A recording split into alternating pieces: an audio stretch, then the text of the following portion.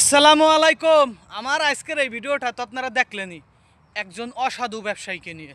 এরা ব্যবসা করে উপরে উঠবে কিভাবে বলেন? দেখেন কিভাবে দুর্নীতি করতেছে। একজন মানুষ টাকা দিয়ে ফল কিনে নিচ্ছে, সে যেইটা পছন্দ করে দিছে সেই ফলটা তো দিলই না।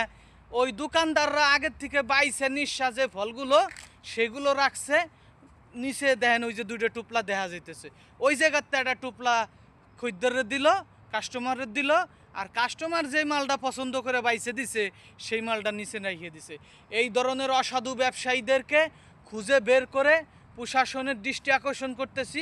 এদেরকে গ্রেপ্তার করে কঠিন কঠিন শাস্তির আওতায় আনা উচিত। ভবিষ্যতে যেন কোনো ব্যবসায়ী কোনো কাস্টমারের সাথে এই ধরনের অন্যায় আর না করে। আমি টাকা দিয়ে মাল কিনবো, আমার হক টাকা দিয়ে আমি মাল কিনবো, আমি যেটা পছন্দ করব সেটাই তো কিনবো। তো আমি পছন্দ করে দেওয়ার পরে আবার সেই মাল এইভাবে বদলাই দিবে, এই সমস্ত অসাধু ব্যবসায়ীদেরকে শাস্তি দেওয়া উচিত, কঠিন শাস্তি দেওয়া উচিত, কঠিন শাস্তি দেওয়া উচিত। এদের শাস্তি না দিলে এরা বদলাবে না, এদের চরিত্র বদলাবে না। পারলে ব্যবসা করেন, না পারলে না করেন, কিন্তু জনগণের সাথে প্রতারণা কেন করবেন?